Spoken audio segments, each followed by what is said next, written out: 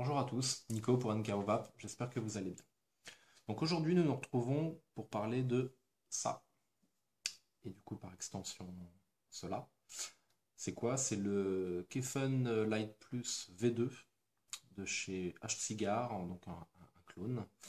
Donc vous allez me dire, bah c'est étonnant, ça fait très très longtemps qu'il est sorti, cet atomiseur reconstructible. Il y a déjà énormément de reviews qui parlent de cet atout-là. Et aujourd'hui, on parle même d'un nouvel arrivant, donc de chez Svomesto, le fabricant original. Mais du coup, moi je tiens à en parler. Pourquoi? Parce que bah, ça fait pas longtemps que je l'ai celui-là. Et je m'explique. Le Kefen Light et le Kefen en règle générale a une réputation d'être un atomiseur reconstructible avec un tirage très serré. Ce qui fait que j'ai jamais réellement souhaité l'essayer jusqu'à ce que, encore une fois de plus, Yann, salut Yann, et encore merci, me fasse essayer ce matériel. Et je dois avouer que j'ai été assez surpris. Au vu de sa réputation de hâteau reconstructible avec un tirage très serré, moi je m'attendais vraiment à un truc avec un trou en tête d'épingle et où je devais tirer dessus comme un malade. Et au final, je suis agréablement surpris, très agréablement surpris. Parce que le tirage est pas mal. Il est légèrement plus serré que les atos que j'apprécie en règle générale, mais je dois avouer qu'il est plutôt bien. Donc moi du coup le tirage est un chouïa serré pour moi, mais ça reste dans l'acceptable. Du coup c'est pour ça que du coup, je me suis pris ce petit ato reconstructible et que du coup je décide d'en faire une petite revue. Donc on va regarder tout de suite en gros plan comment il se compose, et puis après on verra le remplissage, et puis après on verra comment ça va. A tout de suite. Me revoici en plan serré pour voir un petit peu comment cela se compose. Donc tout d'abord, j'ai eu l'atto dans une petite boîte comme celle-là, petite boîte un peu rigide, plutôt pas mal, avec l'atto reconstructible qui est là. Donc là en version nano, là en version full, un petit tournevis et un petit sachet de spare qui est un petit peu plus loin. Donc très concrètement, qu'est-ce que j'apprécie moi, c'est que quand on l'achète dans sa version V2, donc là chez H-Cigar, on a directement donc le tank avec ainsi que la cheminée pour le Kefen traditionnel. Donc là je vais le démonter, on va le mettre tout de suite en place pour voir un petit peu ce que ça donne. Voilà. Je vais juste chasser la cheminée qui est à l'intérieur. Donc on conserve la même base, il y a juste la cheminée qui change, c'est normal, comme le tank est plus petit, pardon, les deux petites cheminées sont différentes. La cheminée courte pour le kit nano et donc la cheminée longue pour le kit, enfin pour le modèle traditionnel. Modèle traditionnel que je monte là. Donc à savoir que le haut de la cheminée en fait va venir sur un joint qui est à l'intérieur de manière à créer l'étanchéité de votre réservoir. Donc là, je le monte en version normale.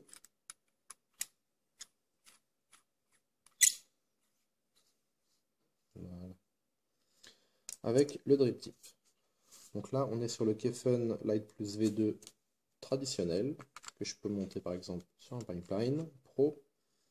Et là, vous pouvez voir qu'en version 22 mm, du coup, on est nickel. On n'a pas de petit jour entre l'atto et le mode. Donc moi, ça me plaît beaucoup.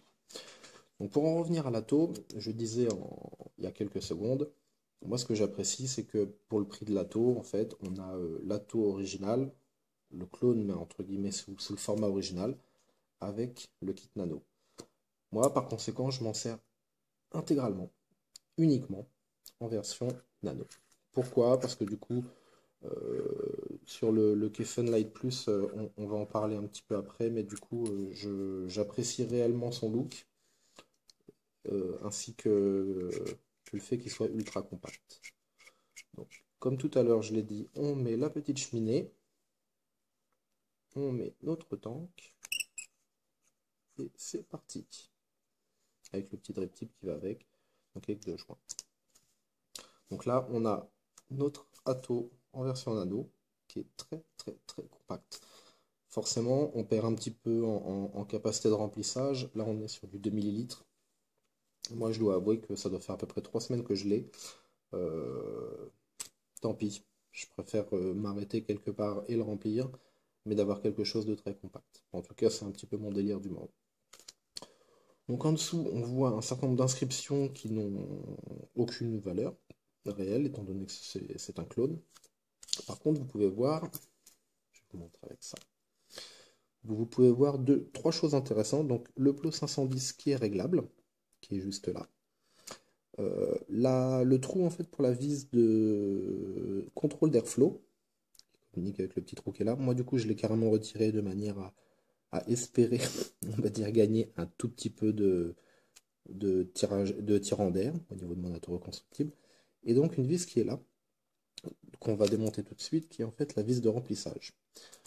Alors, j'avais un petit peu peur de ce type de remplissage, on va dire, sur tous les Kefen-like, donc on va dire tous les atos avec une vis comme celle-là par le dessous.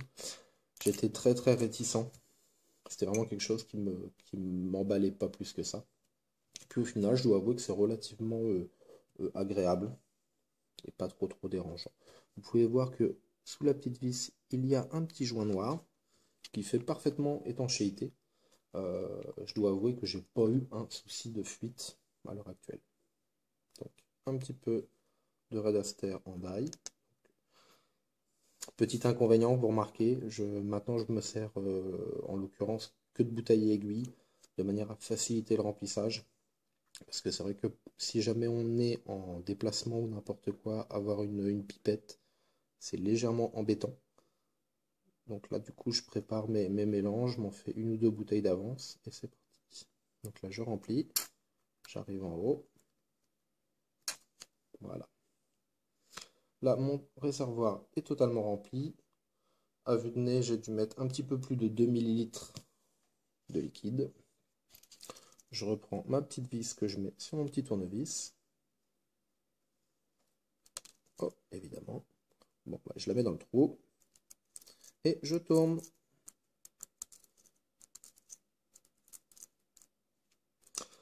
Donc manipulation relativement simple. Pendant les vacances, j'ai pu m'amuser à le faire dans une voiture pendant que la voiture était à l'arrêt, par exemple. Ça ne pose pas de problème particulier. Il n'y a pas de... Il faut juste faire attention à la petite vis. Primordial. Si jamais vous la perdez, à mon avis, ça risque d'être très très très galère. Donc, on l'a remonté. On lui a mis du jus. Et on va tout de suite passer en plan large pour voir comment ça va. A tout de suite. Nous revoici en plan large. Donc, comme expliqué un petit peu avant, je l'ai monté sur un Pipeline Pro en version 18500. Tout de suite, on remarque le côté compact de la tour reconstructible. Il dépasse vraiment très très peu. Moi, pour le coup, je vais même changer le drip tip. Je me suis fait plaisir il y a quelques temps. Je me suis pris le drip tip Vaponaut, version courte. Personnellement, j'adore. Un kiff total. Donc, on regarde tout de suite comment ça va.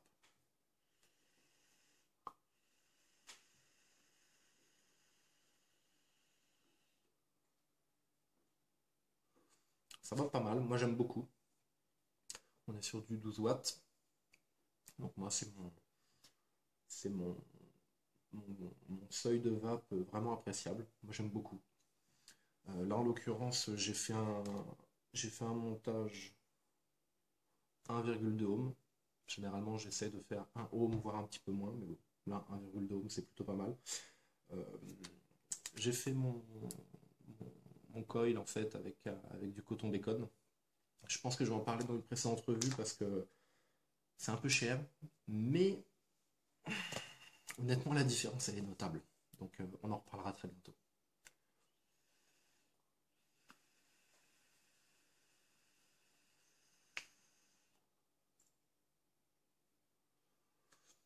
Vraiment, vraiment très très bien. Moi, j'apprécie. En retirant la petite vis en dessous, j'ai l'impression d'avoir gagné quelques millimètres au niveau du tirant d'air. Je pense qu'il y a un côté un peu psychologique, mais moi, du coup, il me convient très très bien comme ça. Moi, j'apprécie. C'est légèrement plus serré que ce que j'appréciais avant. Mais je dois avouer que son look, j'en suis, je vais pas dire amoureux, mais j'aime beaucoup. J'aime beaucoup. Tout simplement, un petit ensemble comme celui-là, moi je signe tout de suite. C'est portable, c'est discret. Euh, le rendu des saveurs est vraiment agréable. Moi j'aime bien, je le trouve vraiment bon. Avec le coton bacon, je trouve que ça rajoute encore en plus quelque chose de pas mal. Le petit drip tip du coup en version courte comme ça. Je crois que c'est le numéro 8 chez le Vaponaut. Ça vaut quand même son petit pesant de cacahuètes hein, pour un petit bout de téflon comme ça, mais bon. Du coup, enfin, j'en suis très content aussi. Et puis du coup, production de vapeur, peut-être un petit peu en deçà de ce que j'ai pu voir sur d'autres atomiseurs, mais je prends quand même, je signe.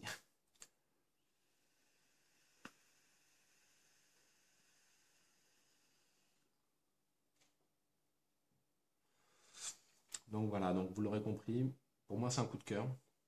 J'ai... C'est vrai que ça faisait quelques temps que je lorgnais dessus parce que je le trouvais super joli en kit nano. Mais du coup, j'avais très très peur de cette réputation d'Ato très serré.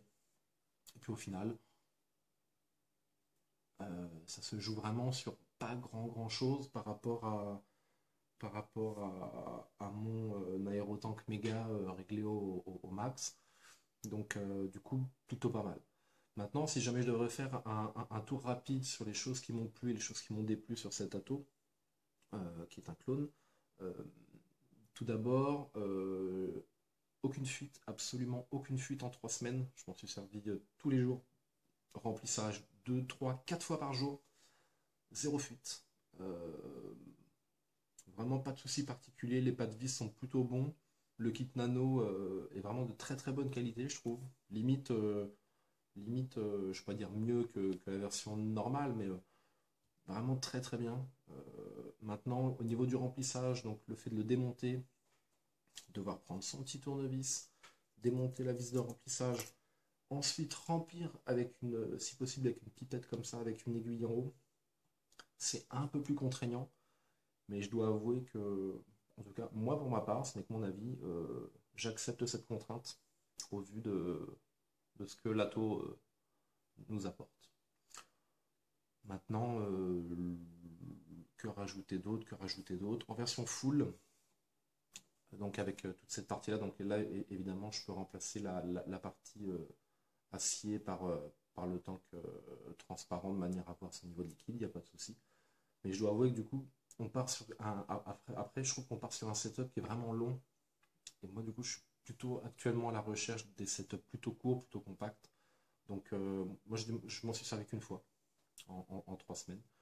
Du coup c'est vraiment cette compo-là qui me plaît, qui me séduit et qui du coup que j'utilise tout le temps. Donc maintenant, si jamais je devrais lui trouver un point négatif, euh, on va dire le tirant d'air, l'airflow légèrement fin. Mais moi, je vous le dis, je vous le répète, moi qui suis un gros adepte de l'inhalation directe, donc avec des gros trous d'airflow, là c'est vraiment tout petit. Et moi je trouve ça plutôt bien. Moi j'aime bien. Vraiment, ça me déplaît pas. C'est un peu plus serré que d'habitude, mais du coup ça me convient quand même.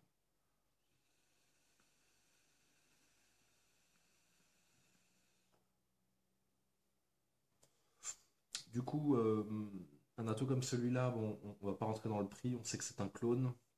Donc si jamais on veut acheter un clone, on va l'acheter chez les Chinois. Et là, effectivement, ça revient à que dalle. On va dire 23, 24 euros, tout compris à la maison. Donc ça vaut pas grand-chose.